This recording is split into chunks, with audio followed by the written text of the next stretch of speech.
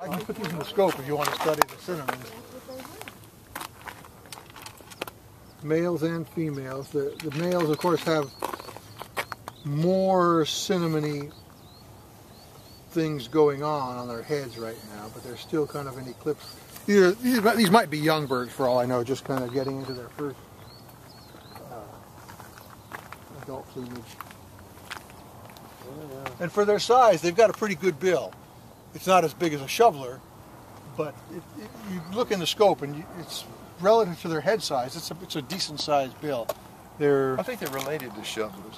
They are. If you're kind of going from big to small in the bill department, that teal shoveler group, you got the northern shovelers, got the biggest bill. Next is cinnamon, then blue-winged teal, which is quite similar, female-wise especially, to cinnamon teal in size, have a somewhat smaller bill.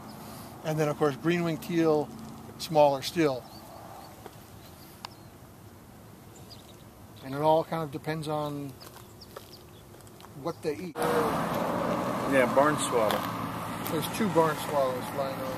3. The whole bunch of barn swallows out here.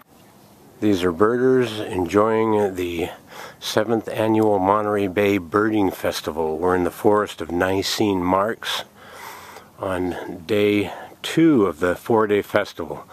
Red-shouldered hawk, everybody heard that? Yeah. So they're a little smaller, more compact, shorter winged. And they fly a little bit more like an accipiter, like the Cooper's hawk, kind of with fast flaps and glide, fast flaps and a glide. They're 2 kind of small flocking birds that we'll see, that we'll hear and maybe see if we're lucky. The chestnut-backed chickadees often hang out in small groups, and so do the pygmy nuthatches.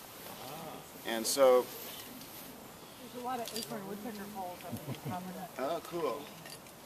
They'll also use Douglas fir or any kind of large coniferous tree that has thick bark, because that is a real soft wood and it's easy to make holes in there. They'll also use dead trees sometimes, so they might excavate acorn storage holes into the wood of the tree, the cambium of the tree. If it's dead, it's just easier to excavate. The acorn woodpecker is not a very heavy-duty excavator. Okay, he's not as equipped as some of the others, like the hairy, for example, at digging holes in trees. So those cavities up there are almost certainly used by chestnut-backed chickadees, but the chickadees don't excavate the cavities themselves. And they just live in them, they nest in them. So up in the canopy, up higher, when the sun's hitting the tops of the trees, there's a little more insect activity up there, so the birds will tend to be feeding up there. But another interesting phenomenon about a redwood forest is the redwood is, the bark is highly tannic. So it's filled with tannic acid. And there aren't a lot of insects that like real strongly acidic bark like this. So it again creates a situation where we don't have quite as much diversity as we might in a forest with less tannic conifers, so a broader diversity of conifers. The flicker's jungle call is generally long, multiple notes, and consistent in pitch and cadence. The pileated's is often truncated. It's short, it's just a few notes, it goes up and down, sometimes descends at the end, and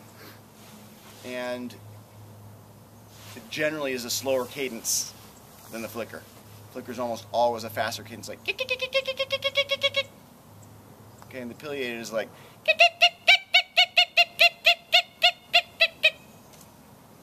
and it'll just kind of do it while it's feeding sometimes, just chatting.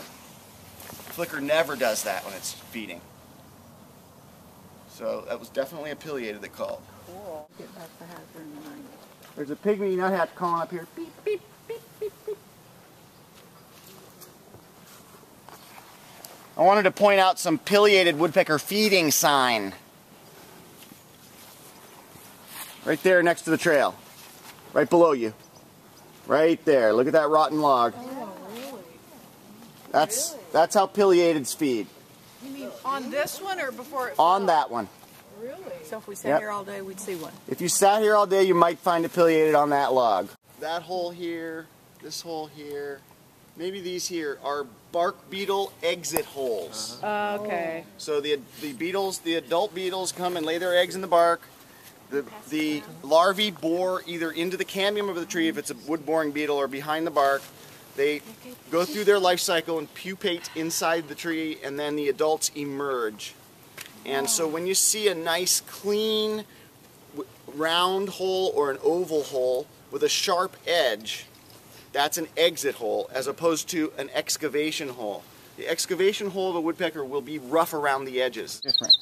Right there, that more musical, fluty version is a winter wren from the east. Here's the western. Buzzier, a little bit more buzzy quality to it.